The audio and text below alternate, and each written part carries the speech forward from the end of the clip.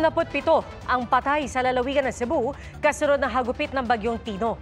Pinakamarami ang 35 galing sa bayan ng Liloan. Ayon po sa lokal na pamahalaan, posibleng marami pang natangay ng baha.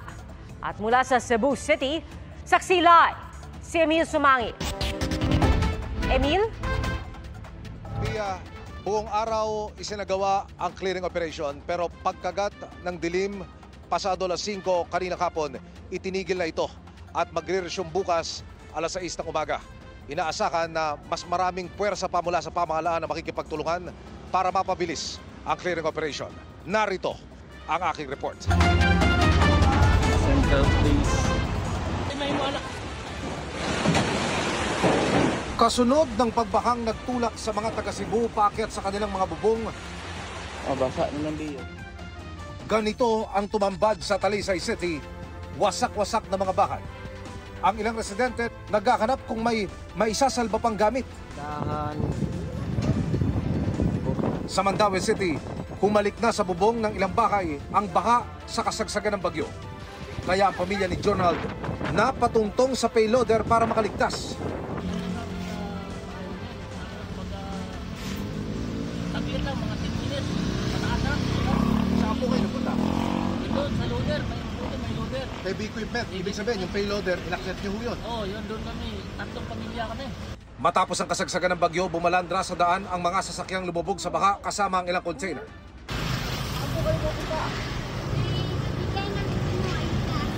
So may namimigay ng ayuda doon, kaya yung mga kababayan natin, doon ho pupunta. Pero bago ko kayo dalhin doon, tignan nyo ho muna yung mga sasakyan na narito po sa tabing kalsada. Narito po ako ngayon sa kahabaan ng UN Avenue. Ito ho ang main thoroughfare. Papasok sa city proper. Mula po doon sa Marcelo Fernan Bridge. Brother, ayuda po. So ito po ay ayuda galing ho sa mga nagmamalasakit natin mga kababayan. Ano kailangan niyo yun, brother? Bye. Solar. Tubig. Mistulang iwinasiwas ang mga sasakyang naiwang nakaparada. Basag-basag ang windshield at iba pang bitana. Ang ilang establishmento, pinasok ng tubig at putik. Tulong-tulong na sa paglilinis sa mga residente. Gumagamit na rin ang equipment para ipunin ang lupa mula sa kalsada. Sa Cebu City, bakas ang iniwang pinsala ng bagyong Tino sa subdivision na ito sa Barangay Bakayan. Ang pag-apaw ng kalapit na sapa ang nagpabilis ng pagtaas ng tubig na umabot sa 10 hanggang 12 talampakan. Nasa loob po kami ng isang subdivision dito sa Cebu City na lubos na naapektuhan ng pagtaas ng baha. Pakikita ko sa inyo yung itsura. Hindi na ako makapasok dahil makapal na yung putik. Pero kung yung nakita, yung sinumil ko kanina ng video, naroon yung mga sasakyan na nagkapatong-patong dahil sa pag-angat ng tubig. Narito na yung mga otoridad ng Cebu City Fire Station, nakikipagtulungan ho para sa kahit pa paano unti-unting maibigay yung pangangailangan natin mga kababayan. Ang unang palapag ng mga bahay, mabilis na nilamon ng baha. Kaya ang mga apektado, gaya ng pamilya ni Alvin, sa bubong na nagpasaklolo. Early that night, medyo okay lang talaga yung takbon, tapos may ulan, tapos may hangin. Tapos bigla na lang mga maybe 15 minutes before 3 o'clock, bigla yung, kasi yung mga fence doon na bagsakan na lahat. Kaya ang buhos ng tubig sobrang lakas, kaya wala na kami magawa. Umakyat na lang kami sa taas. Nasa evacuation center ngayon ang ilang residente at may mga nakituloy sa kanilang mga kaanak. Ilan sa mga kababayan ang aking nakausap kanina, yung mismong mga nakatira dito po sa subdivision na ito. Ang kanilang hiling kung maaari generator set na mula sana sa lokal na pamahalaan para makapagsimula na po silang makapaglinis. Sa iba pang lugar, abala na sa paglilinis ng putik sa loob ng bahay ang ilang residente. Sira na ang appliances ni Marlon Enriquez. 12 inches o ang kapal ng putik doon sa loob. Saka tubig. Kaya ang tubig umabot hanggang bubong. Wala kaming may salba. Walang damit, wala. Kung sinong tumulong sa amin, magpasalamat lang kami. Sa barangay Kotkot sa bayan ng Liloan, balot ng hinagpis sa mga namatayan ng kaanak. Umabot sa 35 ang naiulat na nasawi sa bayan base sa post ni Mayor Alju Frasco. Ang isang ina, nawala ng 5 taong gulang na anak. Naduot ni sa gapno, pagduot ako sa gapno, nahayang pa na ako ang papa. Sumuna nawa ako anak, nabuyan. Pagbalik niya sa babaw, pagkatkat sa saging, habili na ako ang anak, wala na nakuha. Hindi bababa sa 77 ang kumpirmadong nasawi sa buong probinsya ayon kay Governor Pamela Baricuatro. Humingi na sila ng tulong sa national government para sa search and rescue operations dahil naniniwala siya na may mas marami pa ang natangay ng baha. We also talked to Secretary Teodoro, so the ILG, so that's why nagpadala sad sila og mga responders from Coast Guard, AFP, PNP, Philippine Navy. Pinulong din ng gobernador ang mga stakeholder para maibalik agad ang basic services. We want to restore power and water as soon as possible. So muna atong priority karon aside from the ongoing rescue operations.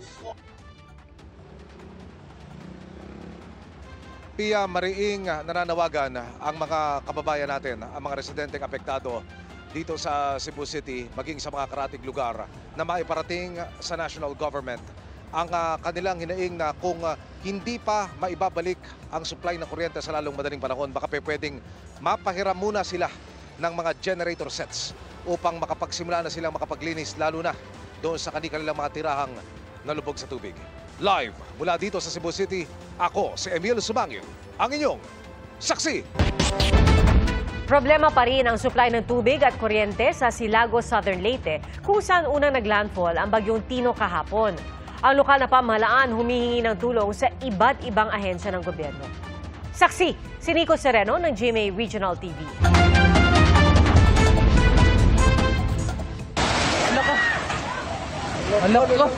Sa lakas ng hanging dala ng bagyong Tino, halos matuklap ang bahagi ng bubong ng eskwelahang ito na ginawang evacuation center sa Silagos, Southern Leyte. Ayon sa kumuha ng video, sira rin ang bubong ng kanilang bahay. Hirap din daw sila sa tubig at pagkain. Nang lumiwanag, bumungad ang mga nawasak na bahay sa buong bayan. Sira at natuklap ang mga bubong. Tumambad ang mga nabuwal na puno. Ayon sa mga residente, mas matindi ang epekto sa kanila ngayon ng bagyong Tino kumpara sa epekto ng Super Typhoon Yolanda noong 2013 at bagyong Odette noong 2021. Problema nila ngayon ang kuryente at tubig dahil malayo ang pinag-iigiban. Arang ko soga, sir. Kuyang ko soga, murang nag-andar. Murang nag-dunay makina, sir, nagdaang hangin. Kuyang ko soga, sir. Sa tanang bagyo, sa sinta naman ko mahigit ang pangidaron. Karoon mo dito may grabe. Kusog mo kayo ang hangin. Lisod kayo. Lisod kayo. Kaya may tubig. Kaya naman panghugas naman na ito. Dari mo kasi nila sa mabibuhos kaya kada ko ang dagat. Ayon sa LGU, mahigit sa 5,000 residente ang naapektuhan at nasira ang bahay. Nananawagan na sila sa national government. Sa funds para sa ligid kaya sir. Di na kaya beyond that imagination. We need the support of the business sector, government, national, labi na sa national, o labaw sa tanan kanang sa Department of Agriculture, DPWH, sa DAR, nga matabangan ang among mga infrastructure diri para pod sa DE pod nga matagan mi og pangabuyan. Rumaragasang baha naman ang sumalanta sa mga residente sa Canlaon, Negros Oriental. Hi, Lord! Nang humupa ang baha, nagkalat ang mga sanga ng puno at bato. Ang mga bus na ito at ilan pang sasakyan lubog sa putik. 12 ang nasawi sa Canlaon City ayon sa mga lokal na opisyal. 10 naman ang patuloy pang hinahanap. Kita mula sa himpapawid sa Consolacion, Cebu ang lawak ng naapektuhan ng baha. Marami ang napilitang lumusong sa maruming tubig o naipit sa matinding traffic. May mga nagkapatong-patong na mga sasakyan at natumbang poste. Para sa GMA Integrated News, ako si Nico Sereno ng GMA Regional TV, ang inyong saksi. 20 ang patay sa paghagupit ng Bagyong Tino sa Negros Occidental naman at kabilang ang isang sanggol sa mahigit 30 na paulat na nawawala. Saksi si Adrian Prietos ng GMA Regional TV.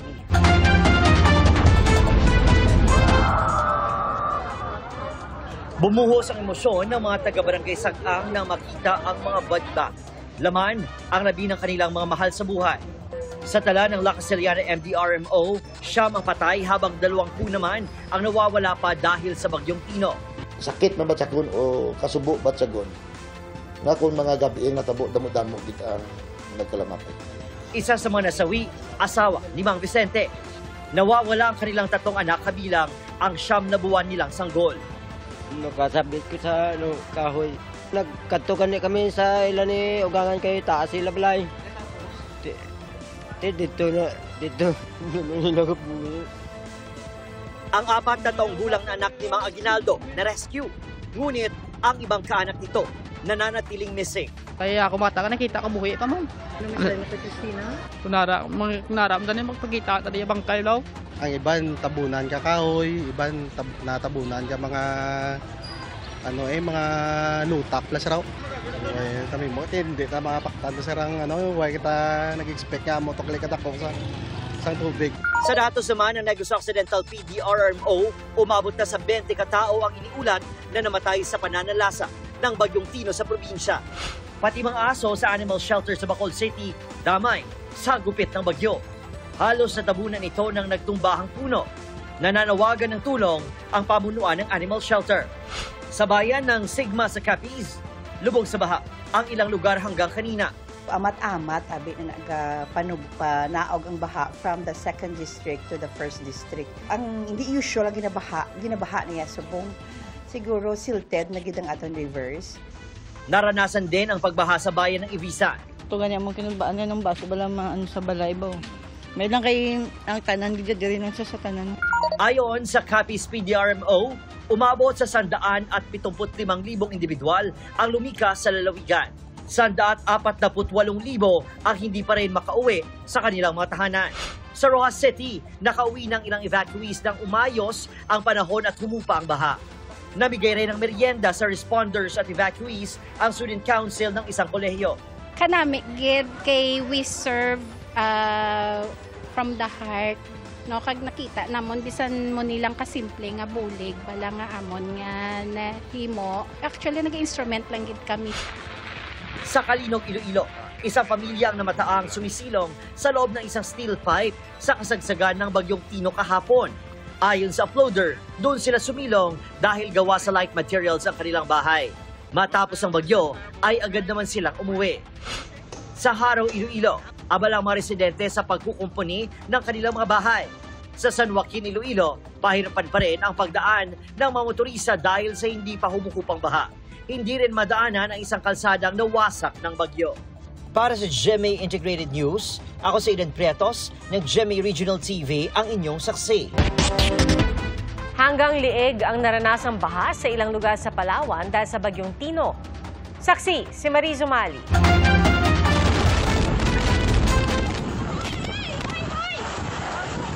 Napasigaw ang isang residente na nagliparan ng mga dahon at iba pang gamit dahil sa lakas ng hangin at ulan sa El Nido, Palawan kanina. Animoy sumisipo ng hanging dala ng Bagyong Tino na nagpasayaw ng mga puno sa kalsada. Naitala sa El Nido ang ika-8 at huling landfall ng Bagyong Tino mag-alas 5 ng umaga kanina. Naminsala ang malakas na hangin at ulan gaya sa hanging bridge na ito sa Barangay Bukana. Sumuko na talaga. Bago yan, naunang dumaan ang bagyo sa Batas Island sa bayan ng Taytay. Nagpabaha ito sa Barangay Kabatan kaya umakyat na sa bubong ang ilang residente. Ang mga natumbang puno humambalang sa kalsada. Ang kisame ng isang gusali sa Northern Palawan Provincial Hospital bumigay kaya inilikas muna ang ilang kawani at pasyente. At pinalubog naman ng mga alo ng ilang bangka sa Barangay Pali. Grabing lakas ng hangin. Sa bayan ng San Vicente, rumagasa ang kulay putik na baha. Kaya nalubog ang ilang bahay at gumuho pa ang iba kaya di na mapakikinabangan. Lakas na naman ang agos kanina, Hibasto. Nagkawasak-wasak din ang mga bahay sa bayan ng Linapakan. Pati ang hanging bridge sa Barangay Caramas sa bayan ng Rojas. Hanggang leeg naman ang baha sa ilang lugar sa Puerto Princesa City, kaya gumamit na ng galon bilang floater ang mga lumikas. Dahil sa malawakang pagbaha, nagtulong-tulong na ang mga rescuers sa pagsagip sa mga apektadong residente. Ang ilan, buwis buhay na nilusong ang malalim na tubig kahit walang bangka. Yun pong pulis na nakaupo sa graba, muntik nang nalunod. Kasama nung nandyan na nag-aantay sa rescue sa labas. Maging ang isang kumbento na sinisilungan ng ilang lumikas di nakaligtas sa baha. Sa tala ng Provincial Emergency Operations Center, aabot sa mahigit 37,000 individual ang apektado ng bagyo sa lalawigan.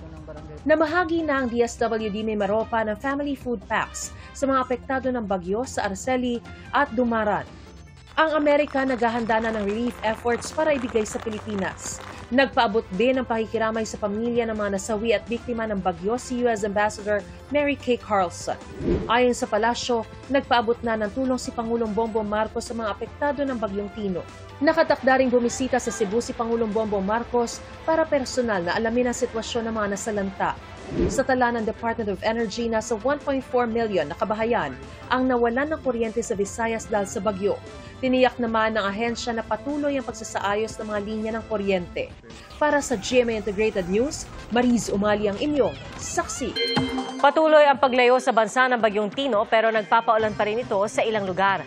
Signal number 2 sa Kalayaan Islands sa Palawan at signal number 1 naman sa Occidental Mindoro, kabilang ang Lubang Islands at sa natitirang bahagi ng Palawan, kabilang ang Calamian at Cuyo Islands.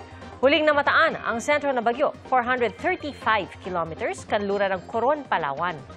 Ayon sa Pag-asa, inaasahan itong lalabas ng Philippine Area of Responsibility mamayang hating gabi o bukas ng madaling araw. Ang tropical depression naman sa labas ng PAR, huling namataan 1,780 kilometers silangan ng Hilagang Silangang Mindanao. Posible itong makapasok ng PAR sa Biyernes ng gabi o Sabado ng umaga. At sa latest track na inilabas ng Pag-asa, posible itong kumilos pahilagang kanluran at may tsansang tumama sa Northern o Central Luzon sa susunod na linggo. Ayon sa Pag-asa, maaari pa rin itong lumakas at maging super typhoon. Naka-aapekto rin sa bansa ang amihan at localized thunderstorms. Base sa datos ng Metro Weather, umaga bukas may mga pag-ulan sa ilang bahagi ng Bicol at mga lalawigan ng Palawan at Mindoro. At bandang hapon may tsansa ng ulanin ang malaking bahagi ng Hilaga at gitnang Luzon, Calabarzon, Mimaropa pati ng iba pang lugar sa Bicol Region. May pag-ulan din sa umaga sa Sulu Archipelago, Western Visayas at Negros Island. Posibleng maulit po yan sa hapon at kasama na rin ang mga lalawigan ng Samar at Leyte, ilang bahagi ng Cebu at Bohol, at malaking bahagi ng Mindanao. Mariring umulan sa Metro Manila bukas, lalo na po sa hapon. Umabot na sa Malacanang ang pagdismaya ng gobernador ng Cebu sa naranasang pagbaha ng probinsya. 26 na bilyong piso ang inilaan para sa mga proyekto kontra baha sa kanilang lalawigan. Saksi si Ian Cruz. Sa Facebook dinala ni Cebu Governor Pambaric IV ang sama ng loob sa dinanas na naman nilang kalamidad dulot ng bagyong si Tino. 26 billion pesos daw ang pondo para sa flood control project sa buong lalawigan. Pero flooded to the max daw ang inabot ng maraming LGU sa lalawigan nila kahapon.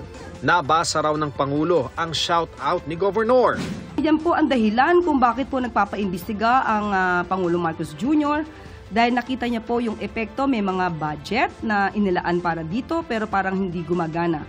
Kaya mas maganda po na kung siya man po ay nagagalit, yan din po ang nararamdaman ng Pangulong Marcos Jr. Kung meron po siya pang mga alam, may mga facts, may mga data rin po, si Governor para dito mas na makakatulong sa ating gobyerno para mapanagot ang dapat mapanagot, yan po ay welcome. Sa datos na nakalap ng GMA Integrated News Research mula sa isumbong mo sa Pangulo website, may 414 flood control projects sa Cebu Province mula taong 2022 hanggang 2025 na nagkakahalaga ng 26.7 billion pesos. Cebu City. Pangalawa ang Cebu sa Bulacan sa dami ng flood control projects at sa contract cost.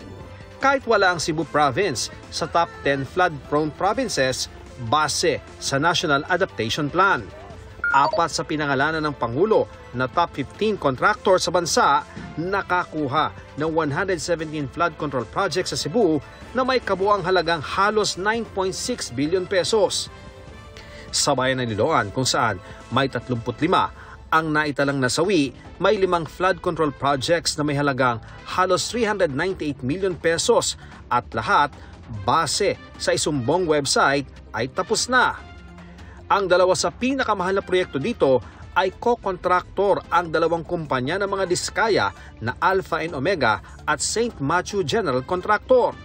Sa bayan ng Compostela na may naitala ng 15 patay kaninang umaga, may 3 flood control projects na may halagang halos 137 million pesos. Iisa ang kontraktor sa 3 proyekto at lahat ng ito ay nasa Kotkot River. Sa Cebu City kung saan may 12 patay, 47 ang flood control projects na may 1.8 billion pesos. Sa Talisay City na may 7 ng patay kanina, may 21 flood control projects na nasa halagang 2 billion pesos. 13 sa mga proyektong ito, ang QM Builders ang kontraktor na nakabase sa Cebu. Ang QM Builders ang isa sa top 15 contractors. Sa Danao naman kung saan may 9 na nasawi, ay may 2 flood control projects na may halagang 172 million pesos. Maging ang Center Waste Construction na nakabase sa Sorsogon sa Bicol ay may proyekto rin sa mga bayan ng Alegria at Ronda. Ang 3 proyektong ito ay may halagang 212 million pesos. Sinusubukan ng GMA Integrated News sa makuhang panig ng DPWH ukol sa mga flood control projects sa Cebu. Para sa GMA Integrated News, ako si Ian Cruz, ang inyong saksi. Itinanggi ng abogado ni dating ako Bicol Party List Representative Zaldi Co ang mga alegasyon laban sa dating kongresista. Saksi, si Joseph Moro. Malabo raw umuwi sa bansa sa ngayon na nagbitiw ng kongresistang si Zaldi Co. Ayon yan sa abogado niyang si Atty. Ruy Rondain. Huli niya nakausap ang kliyente kagabi pero hindi raw alam ni Rondain kung nasaan ang dating kongresista. He has a general fear of being shot, whether by a vigilante or by a political enemy. We'll see him as soon as the fear of violence against him abates. So I don't know. Sinagot ng abogado ni Co ang ilang aligasyong ipinupukol sa dating kongresista kaugnay sa anomalya sa mga flood control project. Hindi raw totoong humingi si Co ng 25% kickback sa mga proyekto. Ang mga helicopter na ikinukonekta naman kay Co ay pag-aari umano ng Mississippi Aviation. Si Representative Co wala siyang may-ari na any aircraft. Itinanggi rin ni Rondain na may delivery ng pera kay Co na tinanggap ng mga executive assistant nito. They were no longer connected with him at the relevant time. Now, if you're asking me whether or not there were deliveries to Representative Co at any time, no. Categorical. Question din ng abogado ni Co ang balak na pag-forfeit o pagbawi ng pamahalaan sa mga ari-arian ni Co. A civil forfeiture will require proof and a final decision that the forfeited property was illegally acquired. How can something that was acquired by a company 17 years before he became a congressman be illegally acquired? Ayon kay Rondain, 4.1 billion pesos na ang net worth ni Co nang maging kongresista noong 2019 at posible na sa 5 billion pesos na ito ngayon 2025. Pero hindi aniya ito indikasyon na may ginawang krimen si Co. Wala rin daw balak si Co na maghain ng counter affidavit sa ombudsman. Let me be clear. I have not seen any complaint. I don't know what he's supposed to answer. But that said, ang observation ko is that the Ombudsman Boying Remulla has already said that he intends to file these cases by November 25. Now, assuming Mr. Co is served today, that doesn't give them a lot of time for him to answer. The Ombudsman has already prejudged this case. Sinisikap naming makuha ang panig ng Ombudsman ukol dito. 100 araw mula na magbawala si Pangulong Bongbong Marcos sa mga sangkot sa katiwalian sa flood control. Mahiya naman kayo. inilunsad ang National Month of Action Against Corruption ng grupong siklab o simbahan at komunidad laban sa katiwalian. May White Friday protest ang grupo sa EDSA Shrine sa November 7, White Ribbon Walk sa Makati sa November 14, at sasali sa Trillion Peso protest sa November 30. Ang Iglesia ni Cristo magsasagawa ng religious rally sa Rizal Park sa Maynila mula November 16 hanggang November 18. Ayon sa Anti-Money Laundering Council, aabot na sa 6.3 billion pesos ang na-freeze na assets kaugnay sa investigasyon sa flood control projects. Bumuo na ang Independent Commission for Infrastructure and Technical Working Group para sa assets recovery, kabilang dito ang DPWH, AMLC, Bureau of Customs at iba pa. September 11, nang buuin ni Pangulong Bongbong Marcos ang Independent Commission for Infrastructure o ICI para mag-imbestiga at magrekomenda ng mga kaso. Ang tanong ng marami, may makukulong na ba? Sa aming eksklusibong panayam kay ICI Chairman Justice Andres Reyes Jr., sinagot niya ang mga panawagang ito. Wala sa akin yung pagkulong.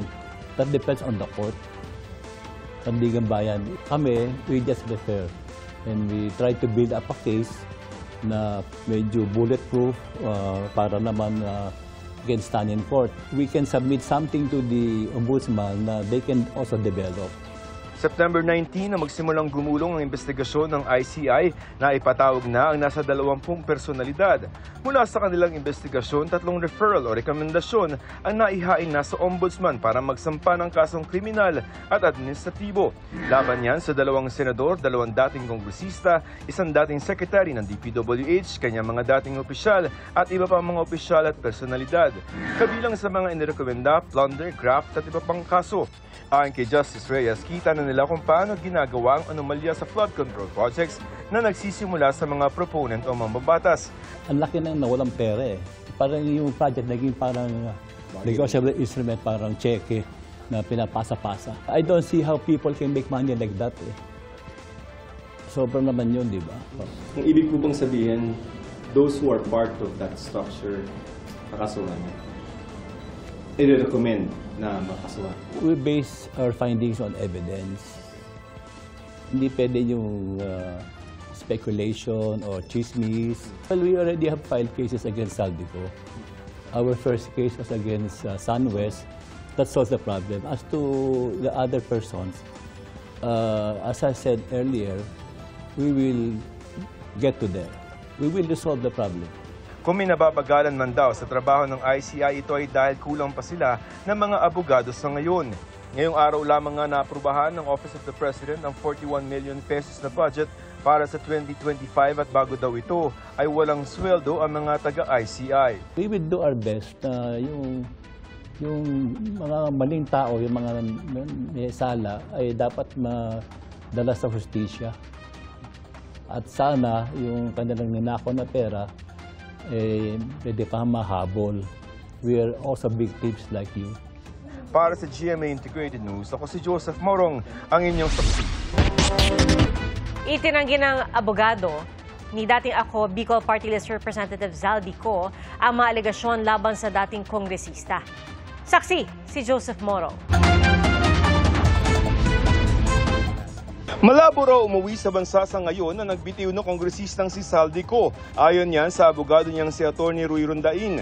Huli niya nakausap ang kliyente kagabi pero hindi raw alam ni Rondain kung nasaan ang dating kongresista. He has a general fear of being shot, whether by a vigilante or by a political enemy. We'll see him as soon as the fear of violence against him abates. So I don't know. Sinagot ng abogado ni Ko ang ilang aligasyong ipinupukol sa dating kongresista kaugnay sa anomalya sa mga flood control project. Hindi raw totoong humingi si Ko ng 25% kickback sa mga proyekto. Ang mga helicopter na ikinukonekta naman kay Ko ay pag-aari umano ng Misibis Aviation. Si Representative Ko wala siyang may-ari na any aircraft. Itinanggi rin ni Rondain na may delivery ng pera kay Ko na tinanggap ng mga executive assistant nito. They were no longer connected with him at the relevant time. Now, if you're asking me whether or not there were deliveries to Representative Ko at any time, no. Categorical. Question din ng abogado ni Ko ang balak na pag-forfeit o pagbawi ng pamahalaan sa mga ari-arian ni Ko. A civil forfeiture will require proof and a final decision that the forfeited property was illegally acquired. How can something that was acquired by a company 17 years before he became a congressman be illegally acquired? Ayon kay Rondain, 4.1 billion pesos na ang net worth ni Ko nang maging kongresista noong 2019 at posible nasa 5 billion pesos na ito ngayon 2025. Pero hindi aniya ito indikasyon na may ginawang krimen si Ko. Wala rin daw balak si Ko na maghain ng counter affidavit sa ombudsman. Let me be clear, I have not seen any complaint. I don't know what he's supposed to answer. But that said, ang observation ko is that the Ombudsman Boying Remulla, has already said that he intends to file these cases by November 25. Now, assuming Mr. Ko is served today, that doesn't give them a lot of time for him to answer. The Ombudsman has already prejudged this case. Sinisikap namin makuha ang panig ng Ombudsman ukol dito. 100 araw mula na magbawala si Pangulong Bongbong Marcos sa mga sangkot sa katiwalian sa flood control. Mahiya naman kayo! Inilunsad ang National Month of Action Against Corruption ng grupong siklab o simbahan at komunidad laban sa katiwalian. May White Friday protest ang grupo sa EDSA Shrine sa November 7, White Ribbon Walk sa Makati sa November 14, at sasali sa Trillion Peso protest sa November 30. Ang Iglesia ni Cristo magsasagawa ng religious rally sa Rizal Park sa Maynila mula November 16 hanggang November 18. Ayon sa Anti-Money Laundering Council, aabot na sa 6.3 billion pesos ang na-freeze na assets kaugnay sa investigasyon sa flood control projects. Bumuo na ang Independent Commission for Infrastructure ng Technical Working Group para sa assets recovery, kabilang dito ang DPWH, AMLC, Bureau of Customs at iba pa. September 11 nang buuin ni Pangulong Bongbong Marcos ang Independent Commission for Infrastructure o ICI para mag-imbestiga at magrekomenda ng mga kaso. Ang tanong ng marami, may makukulong na ba? Sa aming eksklusibong panayam kay ICI Chairman Justice Andres Reyes Jr., sinagot niya ang mga panawagang ito. Wala sa akin yung pagkulong. That depends on the court. Sandigan Bayan, kami, we just refer. And we try to build up a case na medyo bulletproof para naman can stand in court. We can submit something to the Ombudsman na they can also develop. September 19 na magsimulang gumulong ang investigasyon ng ICI na ipatawag na ang nasa 20 personalidad. Mula sa kanilang investigasyon, 3 referral o rekomendasyon ang naihain na sa Ombudsman para magsampa ng kasong kriminal at administratibo. Laban yan sa 2 senador, 2 dating kongresista, 1 dating sekretary ng DPWH, kanyang mga dating opisyal at iba pang mga opisyal at personalidad. Kabilang sa mga inirekomenda, plunder, graft at iba pang kaso. Ayon kay Justice Reyes, kita na nila kung paano ginagawa ang anomalya sa flood control projects na nagsisimula sa mga proponent o mambabatas. Ang laki na nawalang pera eh. Parang yung project naging parang negotiable instrument, parang cheque na pinapasa-pasa. I don't see how people can make money like that eh. Sobrang naman yun, di ba? Ang ibig po bang sabihin, those who are part of that structure, kakasuhan, i-recommend na makasuhan? We base our findings on evidence. Hindi pwede yung speculation or chismis. Well, we already have filed cases against Saldico. Our first case was against SunWest. That solves the problem. As to the other persons, as I said earlier, we will get to them. We will resolve the problem. Kung may nababagalan man daw sa trabaho ng ICI, ito ay dahil kulang pa sila ng mga abogado sa ngayon. Ngayong araw lamang nga naaprubahan ng Office of the President ang 41 million pesos na budget para sa 2025 at bago daw ito ay walang sweldo ang mga taga-ICI. We will do our best na yung mga maling tao, yung mga may sala ay dapat madala sa hustisya. At sana yung kanilang ninakaw na pera pwede pa mahabol. We are also victims like you. Para sa GMA Integrated News, ako si Joseph Morong, ang inyong saksi. Pinangalanan na ng Philippine Air Force ang 6 nilang tauhang sinawing palad sa pagbagsak ng helicopter sa Loreto, Agusan del Sur. Saksi, si Chino Gaston. Halos naabo ang Super Huey helicopter na ito ng Philippine Air Force dahil sa tindi ng pinsala ng pagbagsak nito kahapon sa kabundukan ng Loreto, Agusan del Sur.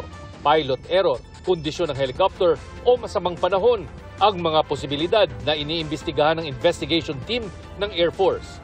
Anila, bago magtanghali kahapon, nang lumipad mula Davao City patungong Butuan ang helicopter.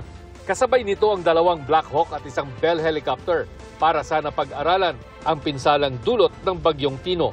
They took off from Davao going to Butuan, and ito po, kasama po nila ay 3 other aircraft. While they were on their way to Butuan, nag-lose po ng communication with the Super UV, which prompted po yung other aircraft na hanapin po sila. Walang nakaligtas sa 6 na sakay ng helicopter, may ranggong kapitan ang pinaka-senior sa kanila. Sumasa ilalim pa rin sa forensics ang mga sunog na labi para matukoy kung sino mismo ang bawat isa bago iuwi sa kani-kanilang bayan. Taong 2011 nang makuha ng 505th Search and Rescue Group ng Philippine Air Force ang helicopter na nabiling refurbished mula Amerika. Isaan nila ito sa pinakagamit at reliable na air asset ng Air Force at kumpleto sa maintenance. Hindi po natin sinabi na, kunyari po meron po tayong mission, you really have to fly it kahit anong mangyari. We take the safety of our air crew very seriously, and we allow the flights basta maayos lang po yung parameters, which is the wind condition is okay, and the aircraft is also fully mission capable. Pero habang gumugulong ang investigasyon, grounded muna ang ibang Huey helicopter ng Search and Rescue Group ng Air Force. Para sa GMA Integrated News, ako si Chino Gaston, ang inyong saksi. Nauwi sa pamamaril ang inuman sa Sampaloc, Maynila. Nagpulasan ng mga tao nang may magpaputok ng baril. At sa kuha ng CCTV, makikitang tumakbo ang isang babae kasunod ang isang lalaking nakaputi na sinasabing nagpaputok ng baril. Patay ang isang lalaki dahil sa tama ng bala sa ulo at katawan. Iniimbestigahan pa kung miyembro ng Philippine Coast Guard ang biktima. Ayon sa pulisya, nagkapikunan ng suspect at biktima kaya nauwi ito sa pamamaril.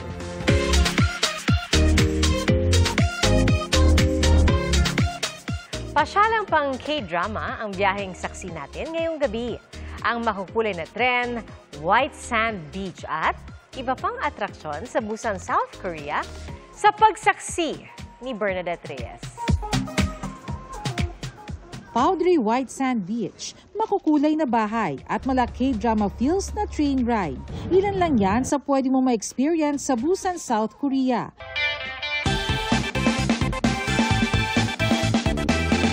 Kung ang Baguio merong tinatawag na Valley of Colors, dito naman sa Busan meron silang Gamcheon Cultural Village na kinatatangian ng mga makukulay na bahay, kaya naman tinawag rin itong Santorini of Korea. Maging ang mga makikitid na eskinita, mala artwork ang dating, gaya ng mga hagdan na ito na mula sa iba't ibang title ng libro. Ang sikat na librong The Little Prince, ginawan rin ng mural. Malaking bagay talaga po ma'am na nakapunta. It is one of my dreams po talaga na makapag-visit po sa South Korea po. Kung ang Pilipinas merong Boracay, dito sa Busan, South Korea, meron silang Haeundae Beach. Gaya sa Boracay, powdery white sand din dito. May haba itong 1.5 kilometers at sikat ito na pasyalan ng mga locals, maging ng mga turista. Dito kasi, pwede kang mag-jogging, mag-bike, mag-swimming o magbasa-basa ng libro. Pero sa tawid lang ng beach, aakalain mo bang may urban skyline ng Busan na hitik ng restaurants, cafe, shops at hotels? Kaya kung ayaw mo na magbilad sa araw pero beach is life, pwede mong pagmasdan ang ganda ng Haeundae Beach mula sa 3rd floor nitong Ren Deja Vu Cafe habang umiinom ng latte o ng all-time favorite ng mga Koreans na iced Americano. Ito yung sikat na Blue Line Park dito sa Busan. Marami rin mga turistang nahahalinang magpunta dito dahil bukod sa beach train, meron ding sky capsule na maaaring sakyan ng mga turista para ma-enjoy ang scenic coastal view ng Busan. Very Instagrammable ang mga makukulay na train at sky capsule. Kapag nasistress ako sa mga paggagawa ko ng script or sa studies ko, dito talaga ako pumupunta. Kasi ang ganda ng view. Tapos may pathway ka. Tapos lalo na parang nature, nakaka-refresh siya ng mind. Kung night out ka naman, i-enjoy ang night market sa Hyundai. Magkape o kumain sa kanilang mga 24 oras na restaurant. Busan is a very beautiful city and people are very kind. Busan Hyundai Beach and Gangali Beach, very nice. Kailangan ng visa para makapag-tour sa South Korea. Pero visa-free naman ang Jeju Island para sa mga Pinoy. Mula rito sa Busan, South Korea, Bernadette Reyes para sa GMA Integrated News. Mga kapuso, update po tayo sa epekto ng bagyong Tino sa Cebu. Umakyat na sa 111 ang bilang ng patay. Batay po yan sa datos ng PDRRMO at galing din po sa mga mayor ng iba't ibang bayan. Pinakamarami pa rin nasawi sa Liloan na sinundan ng Compostela at Cebu City. At mga kapuso, salamat po sa inyong pagsaksi. Ako si PR Kanghel para sa mas malaking misyon at sa mas malawak na paglilingkod sa bayan. Mula sa GMA Integrated News, ang News Authority ng Filipino. Hanggang bukas, sama-sama po tayong magiging saksi! Mga kapuso, maging una sa saksi. Mag-subscribe sa GMA Integrated News sa YouTube para sa iba't ibang balita.